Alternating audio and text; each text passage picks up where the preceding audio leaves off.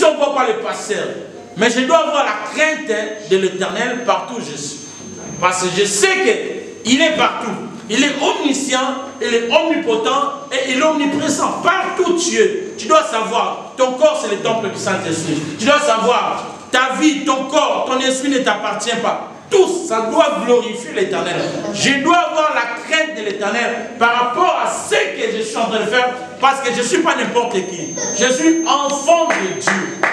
Au moment que nous sommes là, dans le ciel, Dieu est en train de réunir ses anges. En disant que voilà mon peuple, voilà le bien-aimé, voilà mon peuple à qui j'ai racheté. Voilà, bien-aimé dans le Seigneur. Si nous sommes sauvés, ce n'est pas pour rester dans l'église, mais nous sommes sauvés pour aller quelque part. Et là où nous irons, bien-aimé, ça sera la joie éternelle. C'est pour cela, bien-aimé dans le Seigneur, tu dois s'approcher devant lui avec crainte de l'Éternel. Alléluia. Amen. Alléluia. Amen. Alléluia. Amen. Même si tout le monde est rentré dans la compréhension, toi tu ne rentres pas à cause de Jésus. Alléluia. L'Éternel a toujours les restes. Ce n'est pas parce qu'il y a des faux dollars, on ne mange pas de vrais dollars. Il y a des faux dollars, vrais ou faux. Il y a des faux médecins, vrais ou faux. Dans tous les domaines, il y a des faux et des vrais. C'est pour ça parce que ah non, je abandonne ma foi parce qu'il y a des faux pasteurs. Non. Malgré il y a des faux, il y a aussi des vrais. Malgré dans tous les domaines, il y a des vrais mécaniciens et des faux mécaniciens.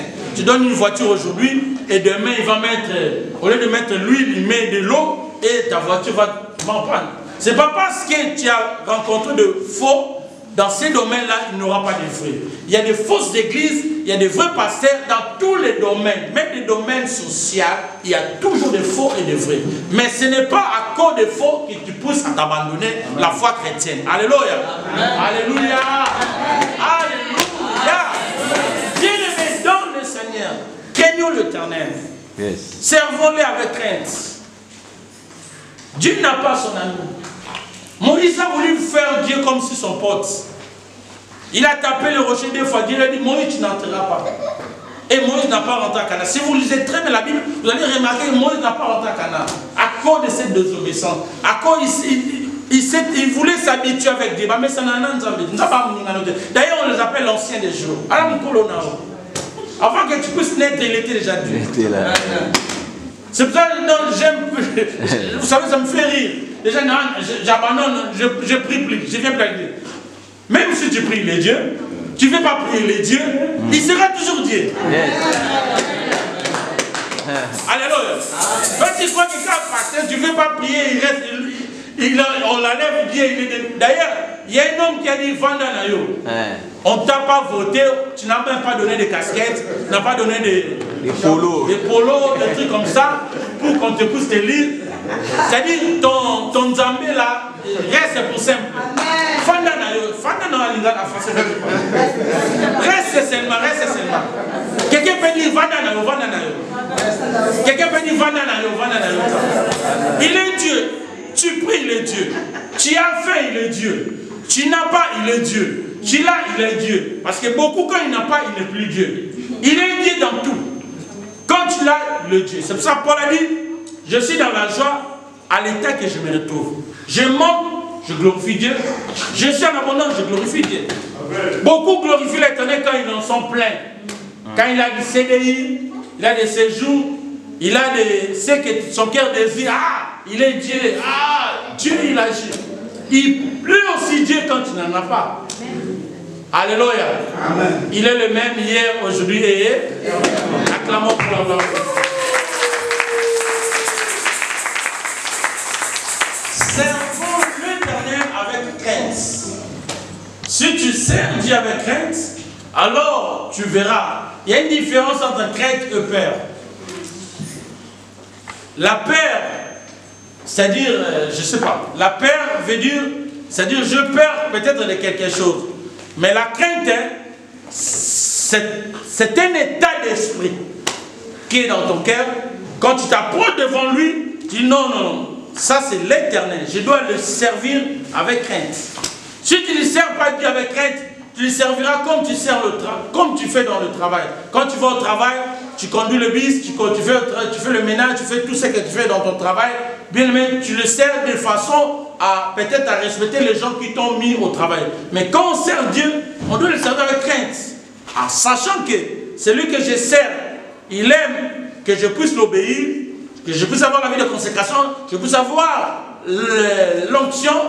Et cela sont l'emballage de tout ce que nous savons. Amen. Amen. Alléluia. Amen. Alléluia. Amen. À l'église, on ne parle pas. À l'église, on ne mange pas.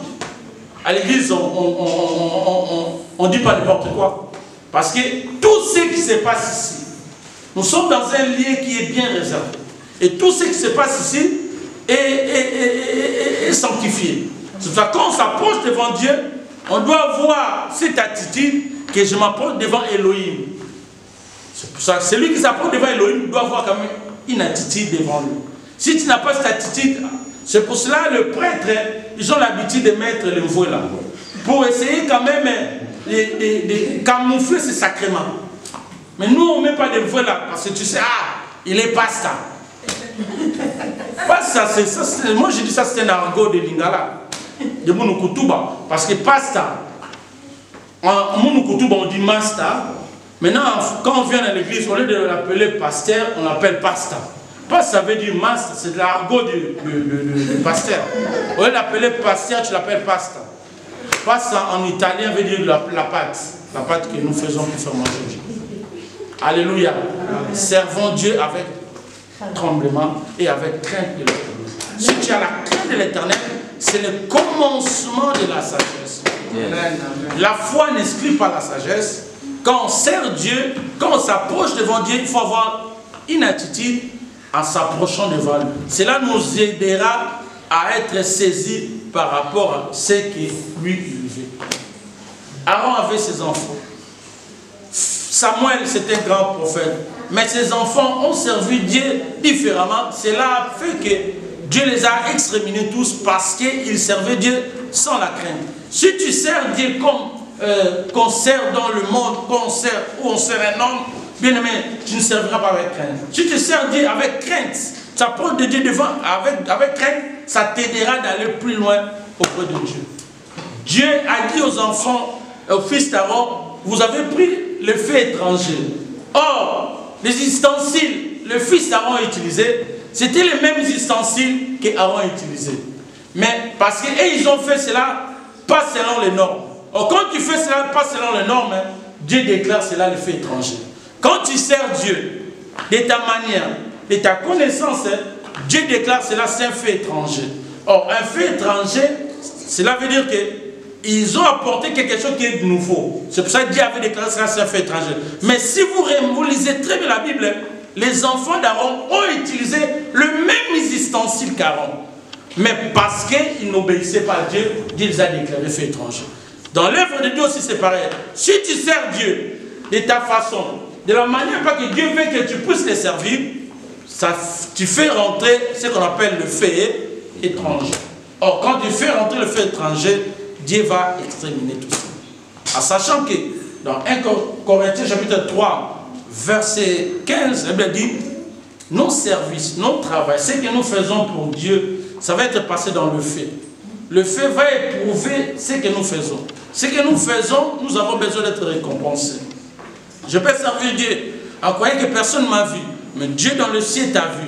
Mais comme il t'a vu, il a une pensée pour toi.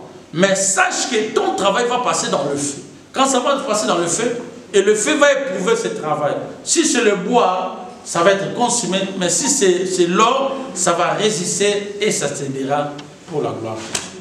Alléluia. Amen. Servons Dieu de tous nos cœurs.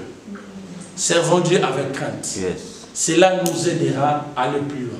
Je ne vais pas voir l'onction de la tête aux pieds. Je ne vais pas voir la vie de consécration, gloire à Dieu. Je ne vais pas voir l'obéissance, gloire à Dieu encore. Mais l'emballage de tout cela, c'est ce qu'on appelle la crainte de Dieu. Alléluia. Amen. Alléluia. Amen. Je dis quoi? Nous tous, nous sommes rachetés, sauvés, nous en sommes utiles devant Dieu. J'ai quelque chose de Dieu dans ma vie. Et c'est pour servir Dieu, j'ai besoin de ces choses. J'ai besoin de l'onction. C'est la capacité, c'est la dose céleste. En dehors de l'onction, j'ai besoin de la consécration. En dehors de la consécration, j'ai besoin de l'obéissance. Mais l'emballage qui relie tout, Quand tu écris une lettre, tu écris, tu mets toutes les consonantes, tu mets ça dans une enveloppe. La crainte de l'Éternel, c'est comme une enveloppe. C'est l'emballage qui relie tout ce que tu mets à l'intérieur. Alors, cet emballage, directement, ça va déclencher le miracle dans ta vie. Si tu peux m'oublier, n'oublie pas ce que je t'ai dit. Tu veux aller plus loin dans la vie chrétienne. Le Dieu que nous servons, il est fidèle. C'est lui qui nous a fait la promesse. Il est capable d'agir au moment opportun. Il n'agit pas en retard, il n'agit pas en avance, mais il agit toujours au moment opportun. C'est pour ça, n'abandonne pas ta foi à cause de futilité et ne pêche plus aussi à cause de futilité. Sache que l'Éternel que nous servons, il n'est pas seulement l'Église. Ce n'est pas parce que le pasteur ne t'a pas vu, quelqu'un d'autre ne t'a pas vu. La Bible déclare dans Hébreux 12, nous sommes environnés de plusieurs témoins. C'est-à-dire il y a beaucoup, comme les nuages partout, tu peux te cacher devant un homme, mais tu ne peux pas te cacher devant Dieu. Dieu voit partout et Dieu sait toutes choses. En sachant que toi, ta vie ne t'appartient pas, appartient à l'Éternel. L'Éternel qui t'a appelé aujourd'hui, il veut que tu puisses sceller cet emballage par rapport à ces trois choses. Ça va t'aider à aller plus loin. Que l'Éternel nous bénisse. Maintenant, nous voulons prier à Dieu. Mettons-nous tous debout. Fermons nos yeux. Nous voulons prier à l'Éternel.